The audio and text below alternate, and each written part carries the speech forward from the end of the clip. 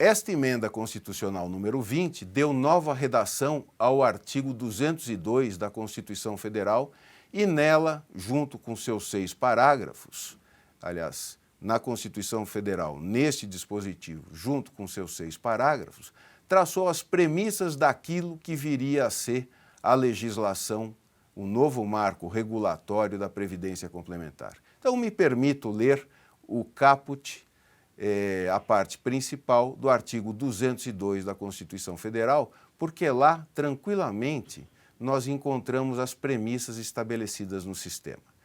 Então, diz o artigo 202 da Constituição Federal: o regime de previdência privada, de caráter complementar e organizado de forma autônoma em relação ao regime geral de previdência social. Então, percebemos já nesta passagem que é um regime que tem por pressuposto acrescer ao sistema oficial de Seguridade Social e jamais substituí-lo, é complementar e autônomo. Este regime é facultativo, ou seja, a sua implantação não é obrigatória, assim como a participação dele também não é obrigatória. Depende do exercício da vontade das pessoas, seja para constituir um plano de benefícios e criar uma entidade de previdência complementar, seja para participar de um plano desta natureza.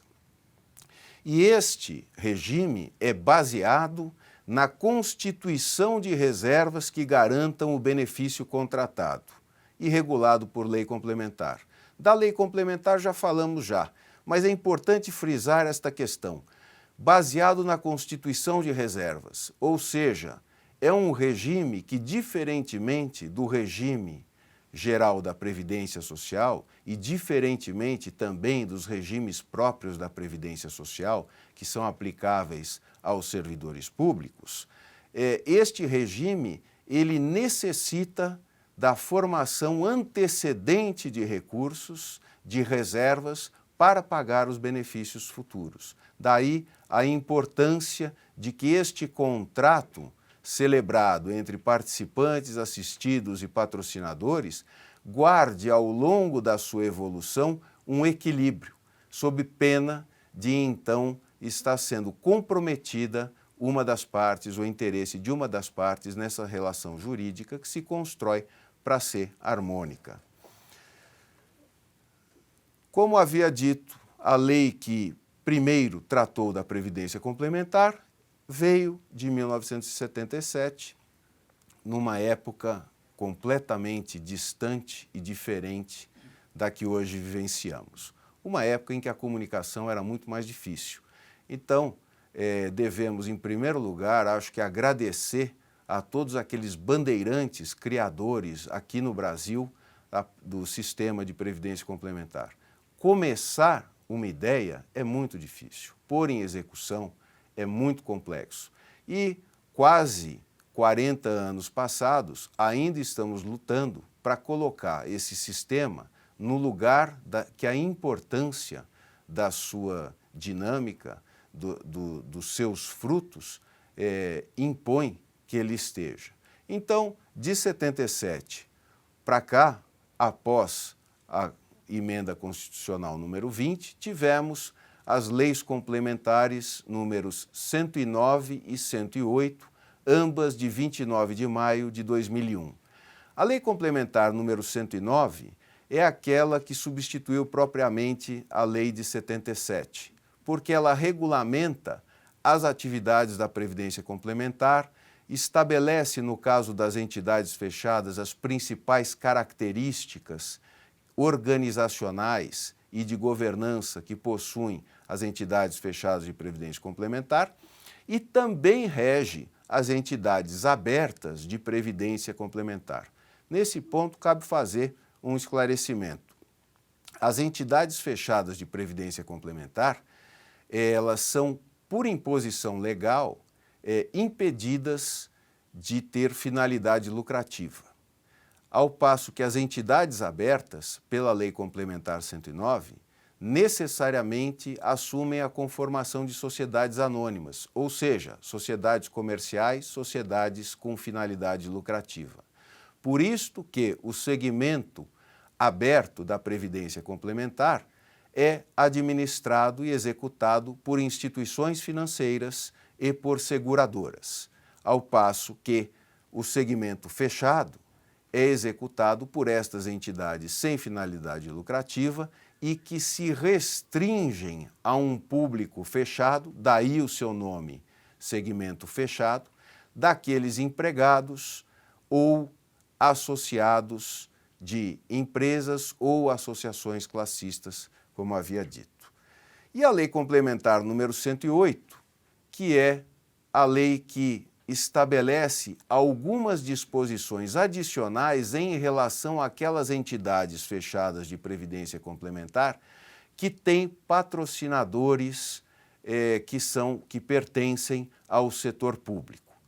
É importante registrar que todas as entidades de previdência complementar e inclusive as entidades fechadas de previdência complementar patrocinadas pelo setor público são empresas privadas e são empresas que que se regulamentam, que seguem a regulamentação e a lógica do ambiente privado. Vamos lembrar, como disse há pouco, que a base desta relação jurídica é contratual e, embora exista a supervisão do Estado, como veremos também, como previsão na legislação, que estabelece todos os órgãos necessários ao equilíbrio, ao acompanhamento desta importante atividade social, embora estes órgãos de supervisão estatais existam e dependa-se deles para a criação dessas entidades, as relações jurídicas que essas entidades travam com seus participantes, com seus fornecedores e internamente pertencem ao mundo do direito privado. É um sistema, como vimos, de quase 40 anos e que permanece em constante aperfeiçoamento. Aliás, isso é uma das questões que mais desperta interesse nesse segmento. Ele é bastante vivo. Nós não precisamos, pelo menos, retornar aos tempos do direito romano para dele tratar. É uma coisa bem mais próxima da população. Falando sobre aqueles órgãos que a legislação estabelece, cria para servir de regulação e de fiscalização do setor. Nós temos o primeiro, que é a Previc, a Superintendência Nacional da Previdência Complementar. Anteriormente, as funções de supervisão, orientação e fiscalização do setor da Previdência Complementar, o setor fechado, o segmento fechado da Previdência Complementar, era exercido por um órgão de cunho departamental no âmbito do Ministério da Previdência Social. Era a Secretaria de Previdência Complementar.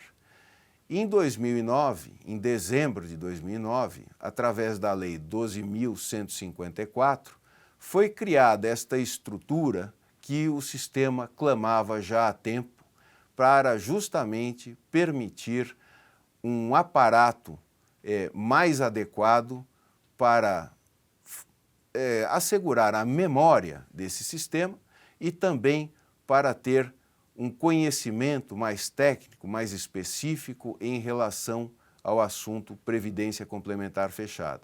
Porque, enquanto órgão departamental, era muito suscetível às trocas de governos, as equipes se transformarem e a memória em relação ao tema ser perdida. Então, a ideia que surgiu, e mercê de um grande companheiro nosso, Adacir Reis, que foi secretário da Previdência Complementar entre 2003 e 2006, ele impulsionou muito o marco regulatório e a ideia da criação desta Superintendência Nacional de Previdência Complementar, que, nada obstante, veio a se materializar no final de 2009. Então temos, de lá para cá, quase 5 anos de estruturação deste órgão, que já caminhou bastante no sentido de aprimorar o segmento. Porém, sem dúvida nenhuma, há muito ainda a perseguir. E é um órgão, como disse, que é responsável com as suas diretorias pelo licenciamento dos planos de benefícios, pela autorização da execução dessas atividades, da criação das entidades fechadas de previdência complementar. Além desse órgão de supervisão, orientação e fiscalização, nós temos também trazido pela legislação o Conselho Nacional da Previdência Complementar, que é o nosso órgão setorial de regulação, ou seja, existe a Constituição Federal que estabelece as premissas orientadoras do processo legislativo que desembocou na edição das Leis Complementares 108 e 109. Estas leis complementares fizeram como que se fosse a estrutura base do segmento da regulação da Previdência Complementar. A partir daí, até por força de determinação expressa da Lei Complementar 109, foi criado um ambiente setorial de regulação, que era o Conselho de Gestão da Previdência Complementar, ganhando nova roupagem o Conselho Nacional de Previdência Complementar através dessa mesma Lei 12.154. Importante destaque para este órgão é que ele é um órgão que possui ampla legitimidade na medida em que dele participam segmentos da sociedade civil interessados nesta relação jurídica contratual, quais sejam a ABRAP, que representa as entidades fechadas de previdência complementar, a ANAPAR, que representa a Associação Nacional dos Participantes e Assistidos de Planos de Benefícios, e a representação dos patrocinadores e dos instituidores, todos interessados na regulação desse contrato de previdência complementar. Além disto, a legislação também cuidou de estabelecer um órgão de julgamento das condutas administrativas dos gestores da Previdência Complementar, que é a Câmara de Recursos da Previdência Complementar, igualmente compostas por representantes destes 3 segmentos aos quais me referi da sociedade civil. Fundamentalmente, essa ideia é muito boa. Por quê? Porque traz da realidade viva e transformadora as ideias, as preocupações, as dúvidas que são fundamentais para compor o receituário de soluções, tanto na criação e geração de normas para regular o setor, como também para legitimar este processo de fiscalização exercido pela Previc.